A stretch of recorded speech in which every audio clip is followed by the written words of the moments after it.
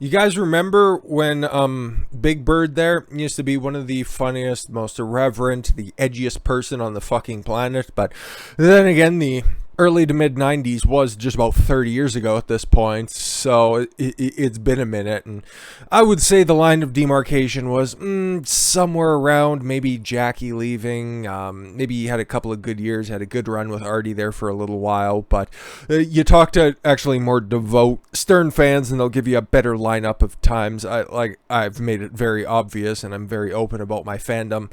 I don't really care that much for Howard Stern. He wasn't the one that I latched onto. I'm much more of an Opie and Anthony guy, more specifically Anthony Cumia. The Opie, he's living his best life right now, so the less said about him, the better. And it doesn't shock me because I've also seen concurrently the downfall of Howard Stern from being, the guy from Private Parts. I've watched that movie a whole host of times, and it's made me very interested into the old back catalog of like the Billy West days, the Jackie the Joke Man, all that types of stuff when Gilbert Godfrey would be on there just absolutely fucking tearing the place up. I've had interest in that era of stuff because that's when, things were at its zenith. But now this old fucking Yenta, who may or may not be rocking a wig. We've seen some pictures of him out on a jog, but hey, when you're just about, or I think over 70 years old at this point, the fucking hair doesn't stay that fucking poodly curled, and it doesn't stay that black all on its own, my dude. But he just had himself an Arnold Schwarzenegger moment, and he's also got his wish,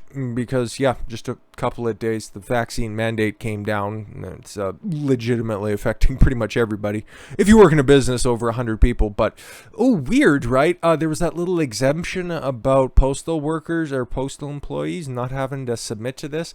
Of all the different things that could have been exempted, you leave the post office off there. Interesting, especially with a recall that's upcoming and then the midterms as well, and you want to anyways, that has nothing to do with Howard Stern, even though the fact that he's become a Democratic shill in his old fucking geriatric age. But fuck their freedoms, Robin. What's your take on this? Stern says vaccines should be mandatory, Robin. And Fred, make sure you queue up some of them clips as well, because we need to mock those who have died who didn't have the vaccine. Howard Stern said the vaccine should be mandatory. Well, it is now. And said, fuck the freedoms of the unvaccinated. And he mocked radio host who died from COVID-19 who didn't take the shot. I'm just gonna take a wild guess, probably Rush Limbaugh, even though he had fucking cancer, but whatever. Or Herman Cain, probably Herman Cain, who died before the RNC, but hey, whatever. It's really funny, Robin, when these radio guys are the best. They're like, four of them died. Did you know that? They died. Four of them were ranting on the air. The 67-year-old, he's only 67? Really? I thought he was older than that. Probably is. Explained on the Howard Stern show to absolutely nobody. Nobody buys the fucking subscription for SiriusXM anymore. They keep bringing on more fucking celebrities that do a part-time show. And to use part-time and not mention Howard Stern in the same sentence, the guy who does, 3 days a week of fucking radio content, 4 months out of the year. Let's be honest, he's been working the Joe Biden schedule a lot longer than Joe Biden has.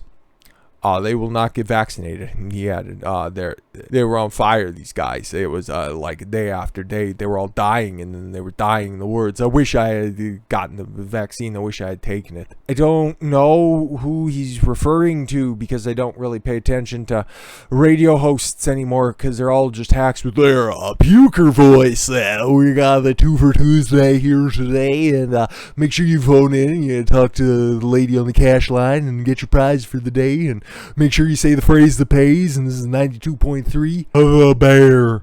It's like, whatever. At some point in time, I would have wanted to be on the radio and host my own program, but hey, guess what?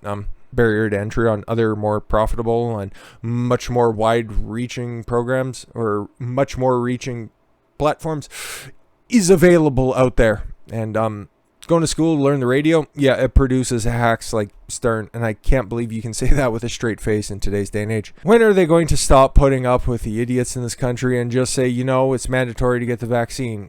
Today. today, actually. This was published on the 9th, which was the day that Biden came down, but he does host the morning show, so I'll give the old man a little bit of deference. Fuck them. Fuck the freedoms. I want my freedom to live. Well, just do it, you paranoid asshole. I want to get out of the house already. Just leave that. Have you gotten the jab? I know you've probably gotten 9 jabs already. Okay, Howie, just don't you follow the science. I want to go next door. I want to play chess. I want to go take some pictures, Robin. It's so sad. I have this new camera and I can't go take pictures outside in the Hamptons. Like, the fuck are you afraid of? During the segment, he and his co-host Robin Quivers discussed how they were in school. It was mandatory to get vaccines. Oh, yes, the ones that were dangerous, actually, that you need to get vaccinated for. Yeah, I get it. I'll tell you what, as far as I remember, when I went to school, you had to get measles vaccine. You had to get one for polio and smallpox and the Black Plague. It was pretty powerful during my youth. Had to get one for the mumps, and you had to get it, and it was a ton of them. I remember hepatitis, but that was about it. And hepatitis A and B, that's pretty detrimental to a lot of things in your body, your kidney, your liver, your internal organs. Why exactly do you need the one for the coof, and how is that an equivalence anyways? Okay, I don't remember getting the one for the measles or the mumps or anything like that. I think the last shot, knock wood, it was a tetanus shot when I stuck a chisel in wood shop class through my hand, and I got 5 or 6 stitches I can still see there with regular dependency, depending on the day and depending on how much sun I've gotten. But that was the last time I got a booster of any kind or sorts, and that's the last time I intend on doing that, at least by the force of my own cognitive abilities. But also remember, I went to school with some Jehovah's Witnesses as well. They were allowed exemptions. Okay, they didn't get it. You could opt out of that. So mandatory. I understand that you were in school some 60 fucking years ago and things have changed a little bit, but you could always opt out of this shit, okay? You didn't have to get it. It was just offered there, but no, you had to, apparently, if you're doing some revisionist history. Daytona Beach radio talk show host Mark Bernier died recently following a 3-week battle with COVID. Daytona Beach News Journal reported the outlet noted he had dubbed himself Mr. Anti-Vax. Okay, was he a big fat fucker? He's on the radio in fucking Florida. I would bet money on it. Let's just take a look anyways. Oh, he was old as sin, for fuck's sakes. Mark Bernier, a radio host in Daytona Beach for 30 fucking years, died after a 3-week battle with COVID. Bernier, 65. Okay, he's 65. Howie's 67. I understand it's probably a different lifestyle. Bernier, 65, of Ormond Beach, had been remembered in recent days as a conservative who had sought out and aired others' points of view while airing a morning comment 3-hour afternoon show weekday. Oh my god, this guy was a workhorse. Weekend shows and specials such as remote town halls and political debates. He interviewed countless governors, senators, mayors, sheriffs, journalists, historians, and authors. He's also an outspoken opponent of vaccinations.